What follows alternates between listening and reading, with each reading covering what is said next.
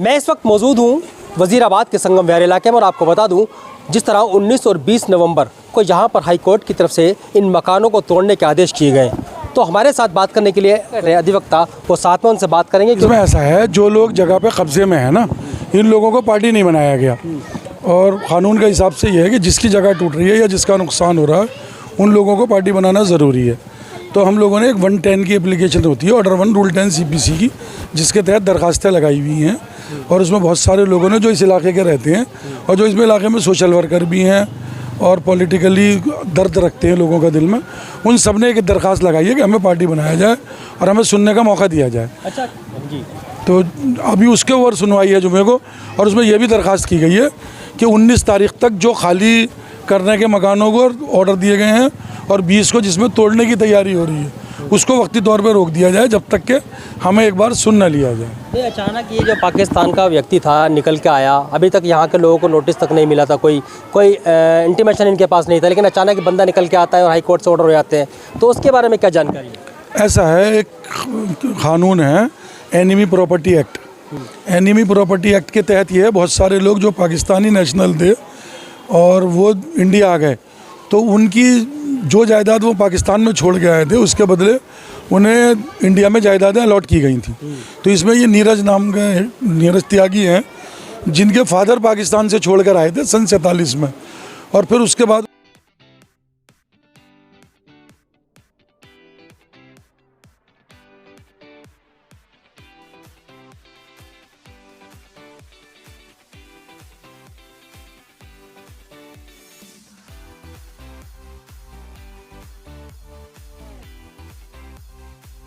बाद 1978 में इनको कुछ जगहें अलॉट की गई थी जो पंजाब में भी थी और यहाँ पे दिल्ली में ये खसरा नंबर दिए हुए हैं मेरा मोबाइल में, जिसमें खसरा नंबर 28 है मेनली और उसमें बहुत सारे आगे के खसरे हैं और 29 नंबर खसरा भी है, 28/19 है, 28/22 है, 29/1 है। ये सरकार ने इनको अलॉट कर दी थी, लेकिन अलॉट करने के बाद में फिर सरकार ने इस अलॉटमेंट को कैंसिल कर दिया था और जब इसको ये अलॉट की गई थी तो इसने जगहें एक्सेप्ट नहीं करी थी।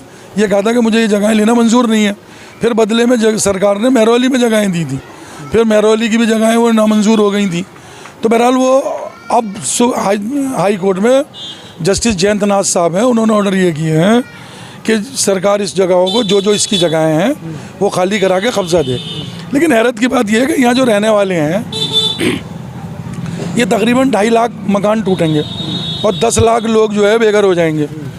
तो इन लोगों ने दरख्वास्त जाके हाई कोर्ट में नहीं लगाई 1 महीने के अंदर अंदर कि भाई हमें पार्टी बनाया जाए और हमें सुन लिया जाए, क्योंकि शायद हाई कोर्ट भी सही से समझ नहीं पा रही कि ये कितने मकान हैं पर कितना पैसा लगा हुआ है। और ख़ाली यही नहीं, पब्लिक ने पैसा लगा दिया, पब्लिक के बाद सरकार ने उन पर मकान नंबर डाले हैं, उन पर नालियाँ बनवाई हैं, उन पर सड़कें बनवाई हैं, बिजली के मीटर अलॉट किए हैं, ड्राइविंग लाइसेंस पासपोर्ट बने हैं, पानी की लाइन आ गई है। तो सरकार भी इस पर करोड़ों रुपए लगाए बैठी हुई है। तो सरकार की तरफ से भी SDM साहब पेश होंगे तो उन्हें भी अपनी रिपोर्ट जमा करनी चाहिए कि अगर ये जगहें टूटी जो प्रैक्टिकली पॉसिबल नहीं है तो इतने लाख आदमियों का नुकसान होगा, इतने करोड़ों का नुकसान होगा। और मुझे उम्मीद है कि जैसे मेरी बात हुई है वो लोग भी अपनी ये रिपोर्ट जमा कर रहे हैं SDM साहब की तरफ से। तो उन्होंने ये मुख्तलिफ आई कार्ड, राशन कार्ड और दुकानों के लाइसेंस जो लोगों ने लिए हुए हैं वो सब जमा करके ले गए हैं ताकि हाई कोर्ट में इन्हें लगाया जा सके। और ये कह के प्रैक्टिकली फीसिबल नहीं है इस जगहों को तोड़ना। तो हो सकता है कोर्ट उसमें दिल्ली सरकार से कह दे, क्योंकि 1978 से केस चल रहा था और 2023 में ऑर्डर हुए हैं, तो बीच में कितनी आबादी बच गई ये शायद कोर्ट को किसी ने इन्फॉर्म ही नहीं किया। तो कोर्ट हो सकता है कह दे कि इन ऑल्टरनेट सरकार दूसरी जगह दे या मुआवजा दे उसके बदले पैसों का। तो अब ये परसों देखिए क्या होता है। बाकी सब लोग दुआ कर रहे हैं, हम भी सब मेहनत कर रहे हैं। वकील साहब एक बात और, परसों आप आर्गूमेंट करेंगे कोर्ट के अंदर, हाई कोर्ट के अंदर आर्गूमेंट करेंगे, तो क्या लगता है यहाँ के लोगों को राहत मिल पाएगी?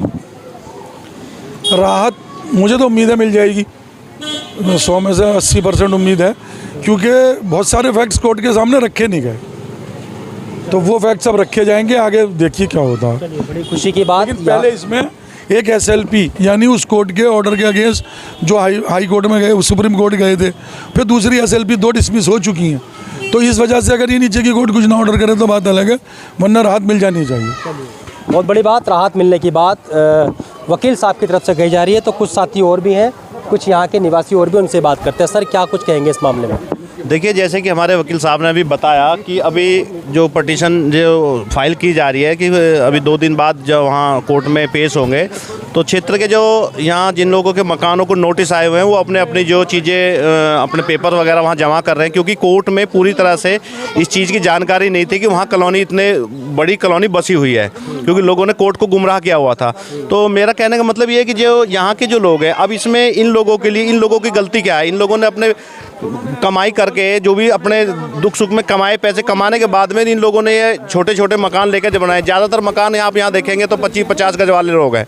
तो 25-50 गज आप समझ सकते हैं कि 25-50 गज वाला कितना बड़ा रईस आदमी होगा। तो 25-50 गज वाला तो छोटा ही आदमी होगा। तो अब इन गरीब लोगों को अगर यहाँ से मकान इनको यहाँ से तोड़ दिया जाए तो तोड़ने के बाद में ये बेचारे गरीब जाएंगे कहाँ? अगर ऐसा था तो यहाँ सबसे पहले डीलरों पे कार्रवाई होनी चाहिए जो इन्होंने यहाँ ज़मीन काटी है ये। तो और दूसरा सरकार ने यहाँ अगर ऐसी ज़मीन में कोई डिस्प्यूट था, सरकार में अगर ये केस चला, बता रहे हैं कि 15-18 साल से 20 साल से केस चल रहा है, तो सरकार को पता होना चाहिए। तो सरकार ने सारी सुविधा दी क्यों यहाँ? जैसे कि टेलीफोन की है, रोड की है, सब चीज़ की सुविधा पानी की यहाँ, तो सरकार को पता था। इसके लिए सरकार जिम्मेवार होनी चाहिए, क्योंकि सरकार ने ये सुविधा देनी नहीं थी। लोगों को कहना था कि भाई ये ज़मीन डिस्प्यूट है, तो डिस्प्यूट ज़मीन में ये लोग गरीब फंसते क्यों इसमें? तो सबसे बड़ी बात यह है कि सरकारों के बीच में मिलीभगत चल रही है, क्योंकि सरकारों ने जानबूझ करके ऐसा हो रहा है। अब अब यहाँ का आप देखेंगे कि जैसे मान लो यहाँ आम आदमी के विधायक हैं या निगम पार्षद है, वो आज भी यहाँ से नाराज हैं। ये पब्लिक बेचारी किसके आसरे यहाँ पड़ी है बताइए? जिनको लोगों को चुन के भेजा है उन्होंने, इन लोगों ने तो आम आदमी के जो अपने वो हैं, तो उनको जो भेजा गया है, तो आप ये बताओ, विधायक को चुना, निगम पार्षद को चुना, आज निगम पार्षद है, विधायक क्षेत्र में कहीं इसको दिख नहीं रहे किसी को, ये लोग किसके पास जाएं बताइए? इनका कौन है यहाँ, ये बताइए? नहीं, जनता की जो रातों की नींद है वो हराम हो चुकी है, ठीक है। लेकिन यहाँ जनप्रतिनिधियों की बात करें, चाहे वो विधायक हो या निगम पार्षद हो, कोई इनके साथ नहीं खड़ा है। उस पर क्या कहेंगे? देखिए, ये इस क्षेत्र का दुर्भाग्य है जो इनके साथ। उन्होंने अपना जो काम था, वोट लेनी थी, वोट ले ली। आज वो पल्ला झाड़ के खड़े हैं कि कोर्ट के ऑर्डर है। क्या कोर्ट के ऑर्डर वापस नहीं होता? स्टे नहीं हो सकता क्या? अगर ये मिल करके बढ़िया वकील करके अपना जनता के लिए, अपनी तरफ से जनता ने आपको जिताया है, जनता की तरफ अपनी तरफ से जनता के लिए बड़ा वकील करके कोर्ट में अगर ये उसके लिए डाल दें, क्या बोलते हैं, उसके स्टे के लिए, तो ये काम रुक जाएगा, कॉलोनी नहीं टूटेगी। तो इसमें वो इंटरेस्ट ले ही नहीं रहे। वो सीधा सीधा पब्लिक को एक ही बात बोलते हैं कि भाई हमारे हाथ में कुछ नहीं है, ये कोर्ट का ऑर्डर है। यार कोर्ट का ऑर्डर है तो ये लोग और भी तो हैं, ये इतनी जनता परेशान है, इनका दुख कौन सुनेगा? अगर नेता हमारे यहाँ का इनका दुख नहीं सुनेगा तो फिर कौन सुनना है? बाहर से तो कोई आएगा नहीं सुनने के लिए। तो यहाँ के लोग बेचारे बहुत ज़्यादा परेशान है। तो हम लोग भी लगे हुए हैं पूरी तरह से। अभी मैंने कांग्रेस पार्टी की तरफ से इसमें एक लेटर लिखवाया है, गवर्नमेंट ऑफ एनसीटी को लेटर लिखा गया है, प्रदेश अध्यक्ष जी ने लिखा है। तो उस पर अपनी जो भी हम कर सकते हैं, क्योंकि हमारी सत्ता में सरकार तो है नहीं ऐसा, जो भी हम कर सकते हैं अपनी तरफ से पूरा काम हम कर रहे हैं क्षेत्र के लिए। जी, तो मैं एक बार ये जानना चाहूँगा, यहाँ पर कुछ जो महिलाएं, आपके भी मकान इस इलाके में है क्या? कितना डर लग रहा है? डर तो है, न सो रहे हैं रात में, न नींद आ रहा, न भूख लग रहा है, परेशान बैठे हैं। क्या होगा? त्योहार है, छठ पूजा आ रहा है, उसी दिन ये सब होना है। तो अब इससे ज़्यादा क्या परेशानी है? बैठ के रोए तो अभी जो आपके कागज़ हैं, जो आपकी रजिस्ट्री है मकानों की, जो खसरा है। कितने समय पहले मकान? हम 2005 से लिए हैं। हाँ, 2005 के लिए हैं यहाँ पे। चलिए, बहुत दुख की बात है। महिलाएं, पैन कार्ड हर चीज़ इसी जगह से बना है, इसी एड्रेस से बना है। अब कहाँ जाएंगे? यहाँ से, घर से भी, गांव से भी। हम लोग सन 2008 में लिए। ऐसे ही बना हुआ है ना। हम तो यहाँ 30 साल हो गए रहते हैं। ठीक चल रहा था तो कोर्ट में कैसे कागज बना? मैंने 30 साल हो गए यहाँ रहते हुए। सब चीज हमारी बराबर कोई दुख नहीं उठा सकता। हमने घर की जमीन जायदाद सब बेच के नहीं जाठी, हमने जमीन खरीदी है। देखिए, बहुत बड़ी बात, महिलाएं कितनी दुखी हैं, यहाँ पर नर्वस है यहाँ पर, क्योंकि 19 और 20 नवंबर को जिस तरह से यहाँ मकानों को टूटने की तलवार इन लोगों के गले पे लटकी हुई है, तो कहीं ना कहीं महिलाएं हो यहाँ या यहाँ पर पुरुष हो, वो काफ़ी परेशान है और इस बात को लेकर दुखी हैं कि कहीं ये मकान टूट ना जाए।